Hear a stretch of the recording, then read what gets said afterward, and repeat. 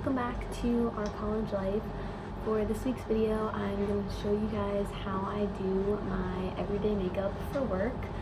Now, normally I'm not someone who wears a ton of makeup on the day-to-day, but since I've started my new job, I've noticed that a lot of other people wear makeup, and not that you have to wear makeup if you don't want to, but I just wear makeup to work every day, and that's the story. So without any further ado, let's get into it. So I've already wet my beauty blender in advance just to make things a little bit faster. How I've been doing my makeup lately is the Wet n Wild Photo Focus foundation in the shade Nude Ivory, and then taking some Tarte Shape Tape in the shade Fair Neutral and kind of combining those, because I used to use my Fenty Beauty every day, but that's a little bit too high quality to wear every single day. Like, I just prefer to save that for special occasions. So I've been putting my makeup on a lot of times in like stripes like this.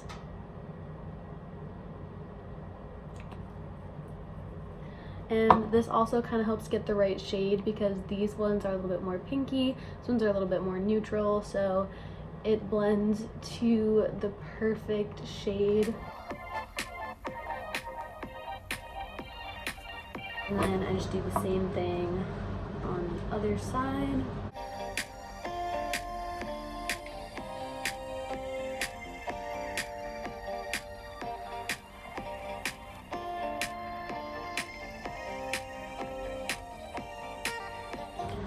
Okay, so now that that's all blended out, this is kind of what it's looking like.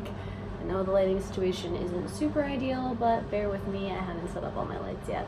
So then I like to go in with the Shape Tape again. Some days I'll use the Catrice Cosmetics, but since I'm running out of it, I'm using Shape Tape, again, the shade Fair Neutral.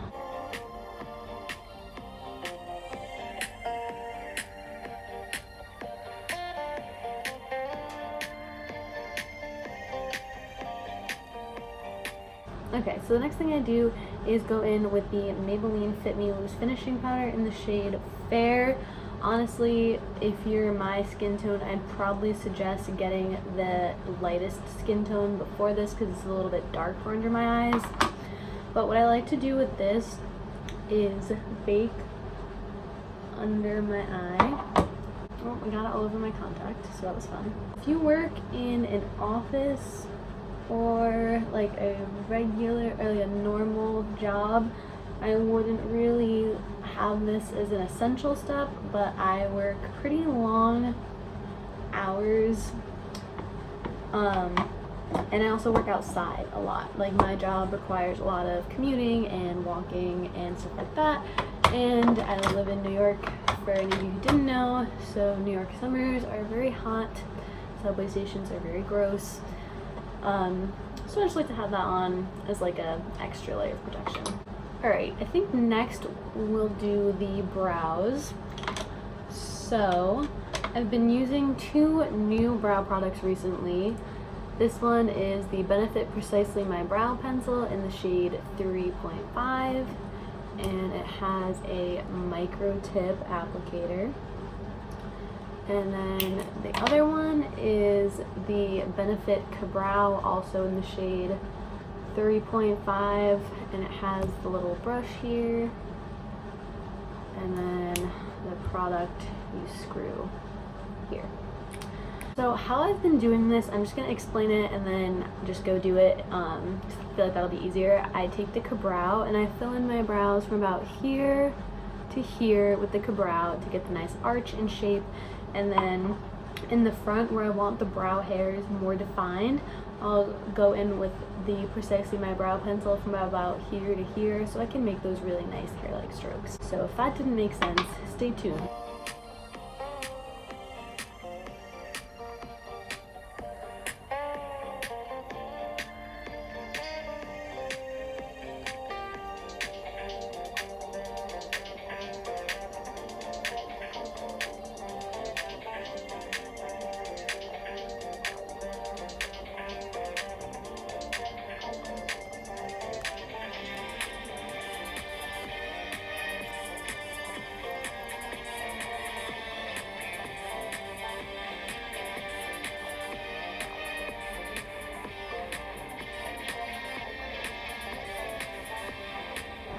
Okay, so this is what my brow typically looks like, and then this is the one I haven't done yet, so I will go off camera and do the other one really quickly, and I will be right back. Okay, so I am back, and it always freaks me out doing my brows first because it makes me look a little crazy. But now I'm going to go in with one of my, I think this is an Egg Cosmetics brush, yep, and dust away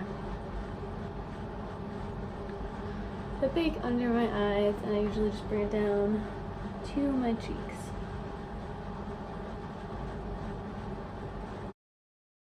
So now I like to go in with concealer and carve out the brows, and also use the concealer as, I don't want to say an eyeshadow primer because I don't wear eyeshadow, but just to kind of cancel out the redness and veins that are on my eyelids.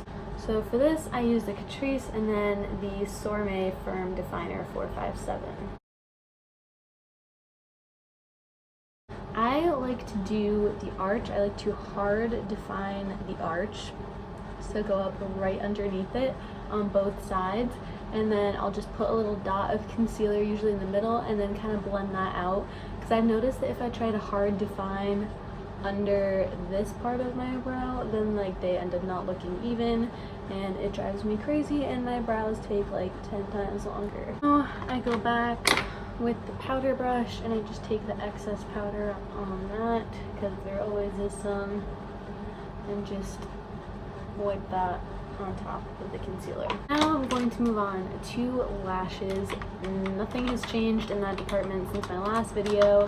I use the Revlon Lash Curler, CoverGirl Flourish by Lash Blast, and Maybelline Lash Sensational. Okay, and then I go in with CoverGirl, the Lash Blast mascara. This is really good for lengthening.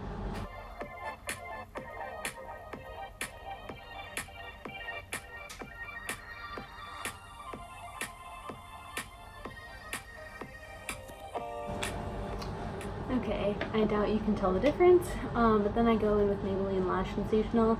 It's really good for volumizing, but it doesn't lengthen a ton.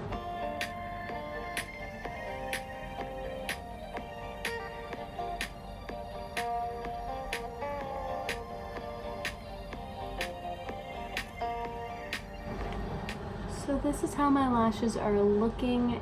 Generally, I like them kind of clumpy. If they're a little bit too clumpy, I go back in with the CoverGirl, because as you can see, this bristles a lot thinner and finer. Okay, now we can move on to the highlight. That knows me knows this is by far my favorite step. So I'm going to go in with the Wet n Wild Neck Glow Highlighting Powder in 319B. That's also Blossom Glow. And then my Sourmet Fan Brush 965. Really pack on the highlight. Because I work outside, I want to make sure that people can see me from miles away and stop and chat. So the cheekbones, the nose, and the Cupid's bow. I don't think I mentioned this earlier, but I usually put on chapstick before I do my makeup. So the one I have on today is Dr. Paw Paw Original Balm. I got this from TJ Maxx. It's been really great. It's like kind of like an ointment-y texture. So I put that on before I start my makeup, because I normally wear liquid lipsticks and they can be kind of drying. And now I'm going to go in with the Pixie by Petra Glowy Gossamer Duo in the shade Subtle Sunrise. This one is way more dramatic, so I like to kind of focus it just in the points where I really want the sun to hit.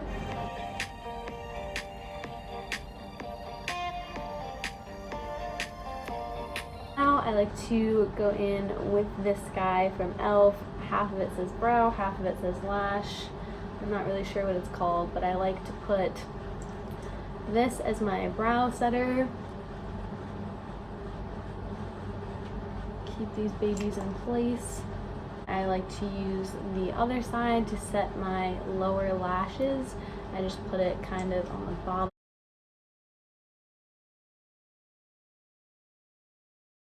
I find that for me, having the baking powder underneath my eyelashes and then adding this as the last step really keeps me from getting raccoon eyes, as they're called. Now I'm going to take off my chapstick. For lipstick, now I know most of you know that I have an extensive collection of lipsticks. Some might call it a problem, not me, but some might call it a problem, but I just went out and bought a new one yesterday. This one is the Maybelline New York. This is from their Universal Collection shade, so I was super curious to see if these shades were indeed universal because I have very pale skin, so sometimes shades do not look good with very pale skin. So this is 376 Pink for me. This is what it looks like. Should line my lips first. Pulls out my sack of lipstick. I'm going to use the Wet n Wild Gel Perfect Pout Gel Liner in the shade Never Petal Down.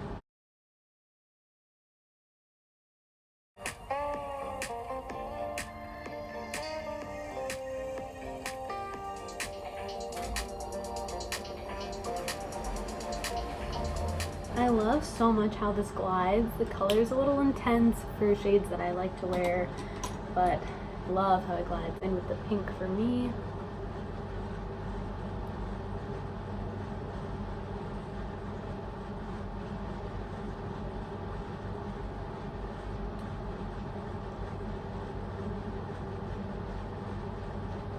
Alright. Yeah, I like it. You can always go in with a gloss on top, but I think for me this is fine. This is a really nice satin finish. I'm not sure if you can tell. And for setting spray, I've been using the Mario Badescu facial spray with aloe, herbs, and rose water.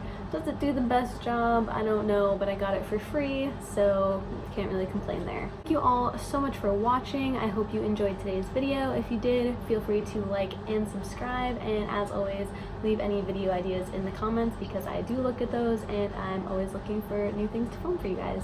So with that being said, I will see you all in my next video. Bye guys!